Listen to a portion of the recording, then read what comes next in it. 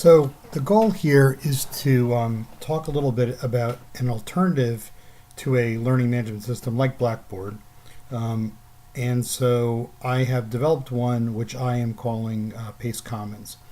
And this is built using some open source software which supports the development of social networks. So this is really not so much a learning management system, but a social network. And so, like other social networks, I can create groups. I can write blogs and share bookmarks and upload files and upload photos and create photo albums and create a pin board, which is a Pinteresty like thing. Um, so it behaves very much like that because that's what it is. It's a social network. I'm interested in this for a couple of reasons. One is my research interests revolve around the development of supporting self-directed learning in students and the development of self-regulation in students. And there's a fair amount of research that says that when students have more autonomy, they behave in a much more self-directed fashion. I think that's good for learning, and I think that's good for our students to have that experience. So this is as much a learning platform for me as it is a research platform. Okay, so that's the first part. The second part is that one of the criticisms that I have about the typical learning management system like Blackboard is that it reinforces an instructor-centered view of what teaching and learning is. So, for example, while there's a lot of great things that we could do in Blackboard, and there are really good things they could do, it's, connecting to other things and embedding video, and all those things are fabulous. But at the end of the day, it's the instructor who has the primary voice and not the student. So, for example, at least the way that I remember Blackboard is that my knowledge of Blackboard is that only an instructor can create a discussion forum. Individual students can create threads, but only after the forum has been established. And I was looking for something where there was more kind of equality between the student and the teacher voice. So I've been working with this. I developed this about 2.5 years ago, and I've been working with it ever since and teaching courses in it. So I want to kind of walk through how Pace Common works as an example as an alternative to a learning management system, and show you some of the features and kind of what I've been able to accomplish in it, and then we'll go from there. So as I've been saying, I've been teaching in this for the last couple of years, and so I want to show you a course. So like on Facebook, for example, you can create groups. So for each of the courses that I teach, I create a group, and you can kind of see those here. So here's one for the EdTech program that I manage, and I taught a course called Teach 215 with undergraduates this past spring. And so while it was a face-to-face course, all the work was done on Pace Commons. Ed 631 is a graduate level educational psychology class, which is an online class. And this computer science for teachers class is kind of a hybrid. We had some face-to-face sessions and had some online work. So I've used this for a variety of types of courses with both undergraduate and graduate. Let's just look at the computer science for teachers course. So what we see is this is the landing page for the course, and just like in Facebook or other places, I get a feed. And the students would see the same thing, because really it's not teacher-student, we're all members of the group, although I own this particular group. But you can see kind of activity by category. So here's what's happening on the group blog, here's the bookmarks that have been shared, here are files that have been uploaded, here's kind of activity. So this is like the news feed feature in Facebook. Here are pages, so there's a wiki kind of feature where it's really easy to set up web pages and such. So, this just kind of gives you an overview. Over here, I can see all the members, and if I want to start seeing what people are doing, I can just kind of click here and see what all the members are doing, and just to give you a sense of how this looks. So this display would take me to their profile, and I encourage students to set up a profile, but they're not required to, so some of them have pictures, some of them don't. But here I can view their activity, and here is a really good way of getting a snapshot of kind of what that student's been doing. Like in Facebook and other kind of newsfeedy things, the most recent things are at the top. So this was this student's last post. I can see also that some other people responded. I can, give it a thumbs up. I could leave a comment right from here. I've already left a comment.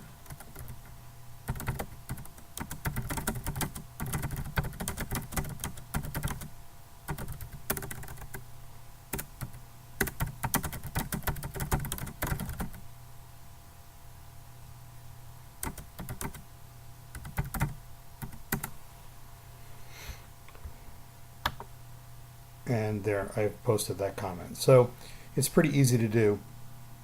One of the great things about this, like in every other kind of social networking thing that you can imagine, that one of the things that this does is promotes lots and lots and lots of interaction.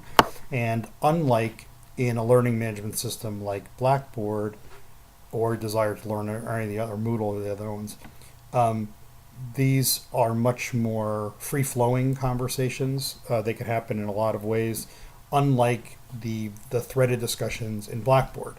So to be sure, and this highlights a point, which is one of the things that Blackboard in particular does well is it keeps everything in a very orderly fashion.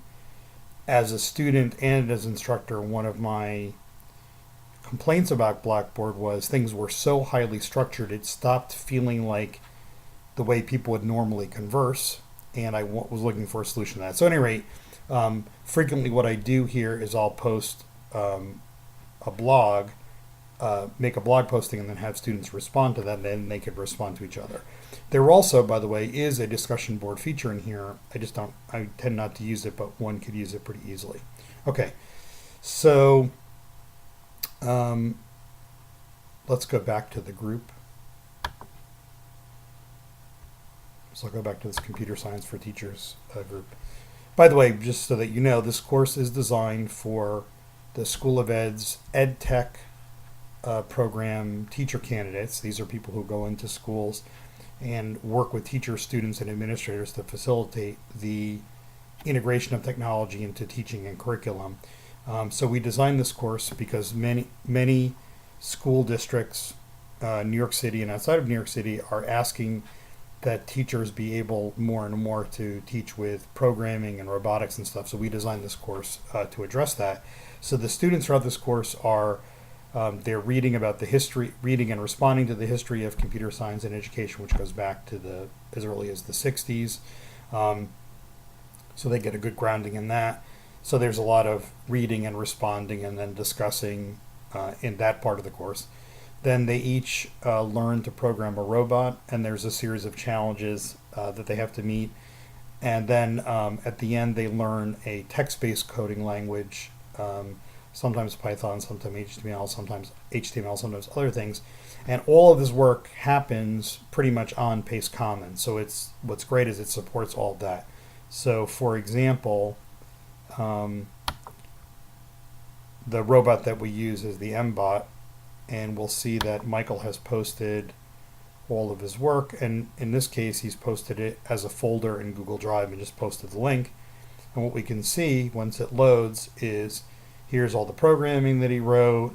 Here are videos of his robot kind of performing. If I hover over it, you can see his robot linking things.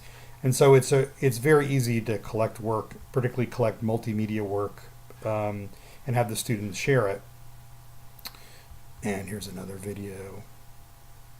You see that Michael was focused a lot on getting the lights and the movements to work, which is one of the introductory exercises.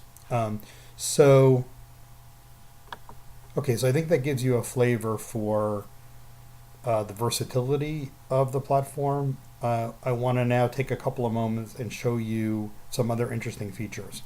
So what I'm going to do is I'm going to create a group for this workshop.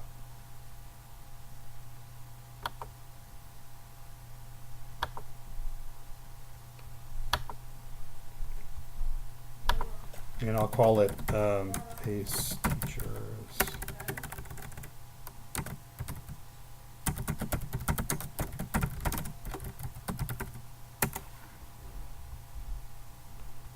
So I've created that group, and what I'd like to do now is I'll add a picture.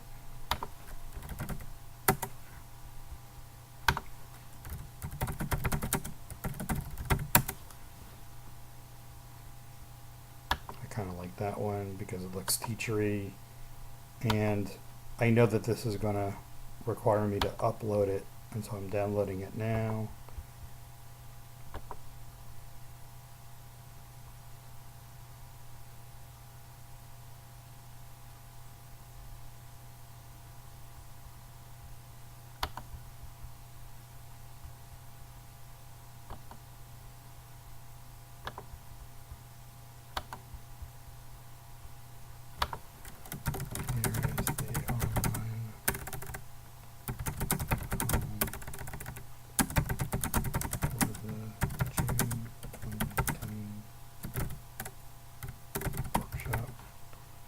Okay, and the description, the brief description will be the same.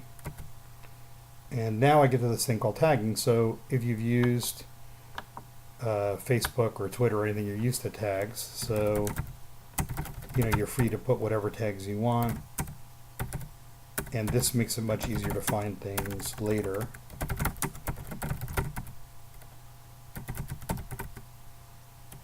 Okay, so now I've created that group, and you see how easy that is to do. And as I said earlier, you know, my thing has been that each class is a group, but there's also nothing that prevents students from creating groups. So if there were group work, and it was sustained group work, I might encourage, and I have done this, encourage students to create groups, invite one another to the group, share their work there, and then, you know, go from there. So now there's nothing here, so I'm going to start by and I want to demonstrate this, and I'm demonstrating in part to show you just how fast and easy it is to get going with this. So I'm going to create a blog post welcoming you to the group.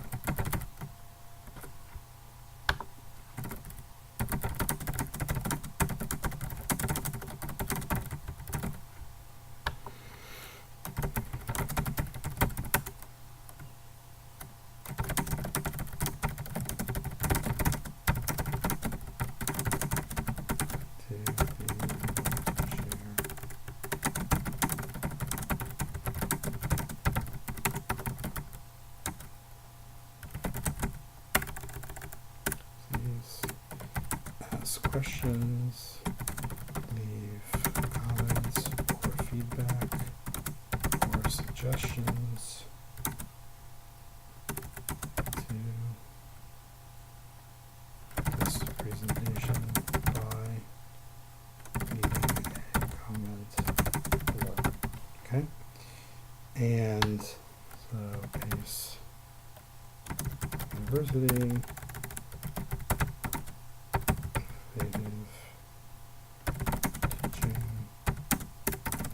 So I've listed some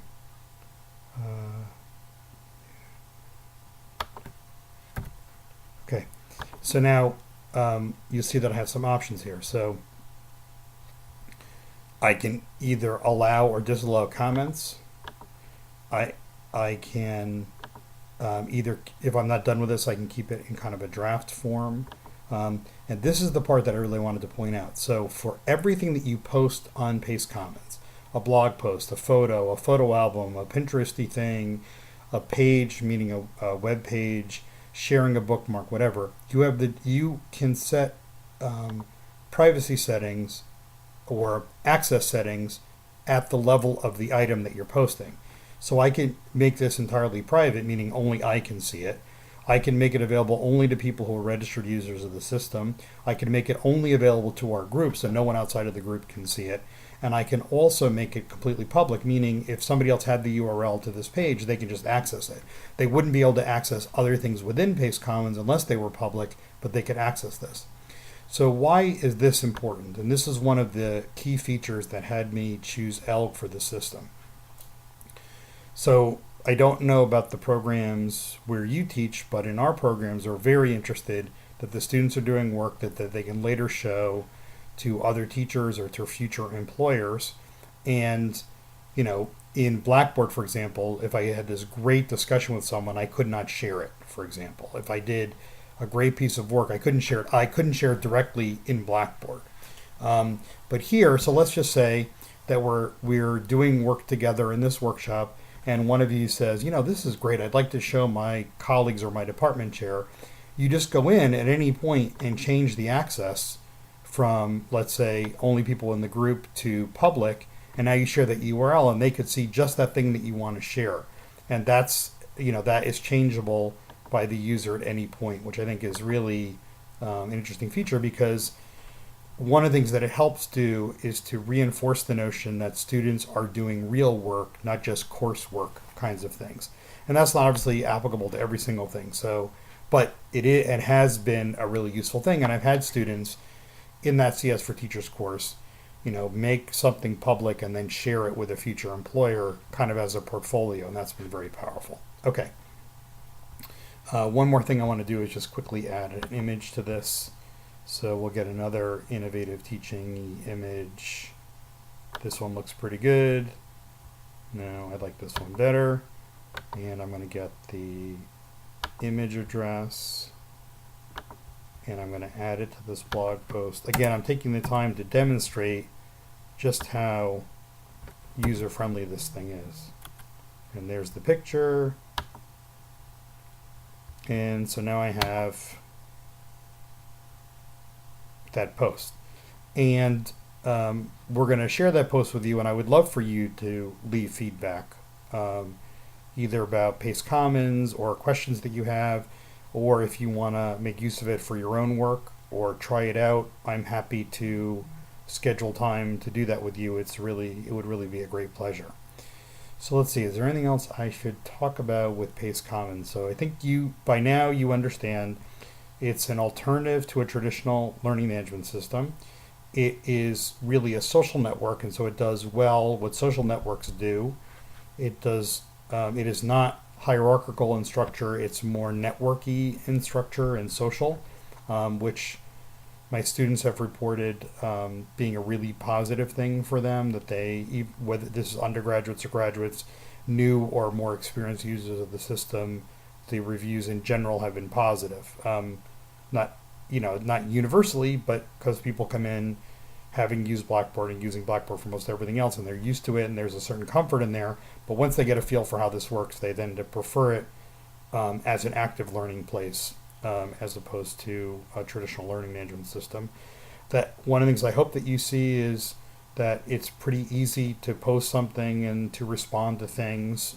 So while there's learning curve like there is with anything, it's not the steepest thing in the world. At the end of the day, it's a website that behaves like other websites do.